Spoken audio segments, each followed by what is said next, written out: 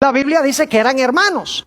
Es decir, esta era una batalla entre hermanos, que es muy importante. Yo pregunto, ¿los dos eran religiosos? ¿Cómo no? ¿Los dos levantaron un altar? Claro que sí. ¿Los dos trajeron una ofrenda? ¿Los dos profesaban ser religiosos y adorar a Jehová? ¿Cómo no? ¿Dónde radicaba la diferencia entre Caín y Abel? Muy sencillo. Abel obedeció el mandato de Dios y adoró como Dios dijo. Dios dijo, trae un animal, y Abel trajo el animal. Pero Caín desobedeció el mandato explícito de Dios y adoró a Dios no como Dios mandó, sino como él quería. ¿Será posible que en los últimos días esas van a ser las características que van a distinguir a los dos grupos en el planeta Tierra? ¿Será que al final de la historia va a haber también dos grupos de personas religiosas que profesan adorar a Jehová, que son hermanos, pero que un grupo obedece a Dios y adora a Dios como Dios mandó, mientras que el otro grupo desobedece el mandato explícito de Dios y adora a Dios como quiere? Más adelante en el tema vamos a hablar un poco más de eso. Ahora, note lo que dice el capítulo 4 nuevamente y el versículo 4, la última parte.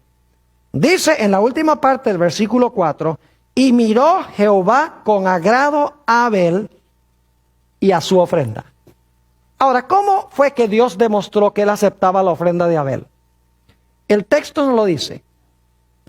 Pero si miramos el resto de la Biblia, sabemos cómo fue que Dios mostró. Algunos eruditos, lo que pasa es que no estudian con cuidado la Biblia, dicen que la forma como se supo es porque el humo del sacrificio de Abel se fue para arriba, mientras que el humo del sacrificio de Caín se fue para abajo.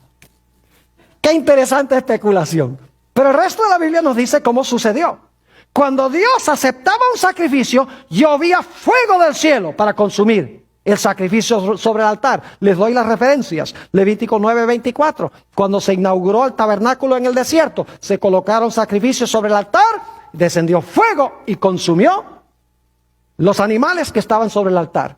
Segunda de Crónicas 7:1. Cuando Salomón inauguró el templo, puso también sobre el altar sacrificios, y llovió fuego del cielo y consumió los sacrificios. En Primera de Crónicas 21:26, David invocó el nombre de Jehová. Habiendo sacrificado el animal, cayó fuego del cielo y consumió el sacrificio.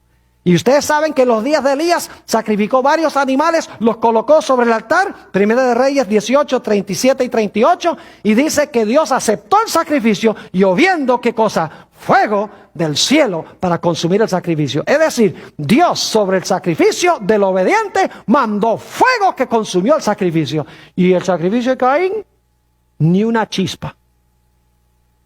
Y claro, la Biblia nos dice que hubo una reacción de parte del desobediente y el falso adorador. El que profesaba seguir a Jehová, a Jesús, pero el que en realidad lo estaba rechazando por sus acciones.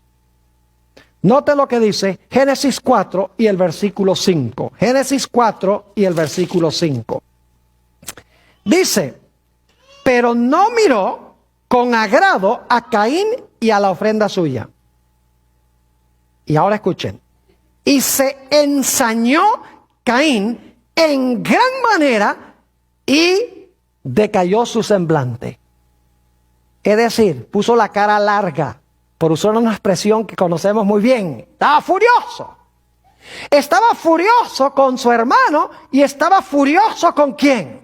Estaba furioso con Dios porque no había recibido la bendición de Dios.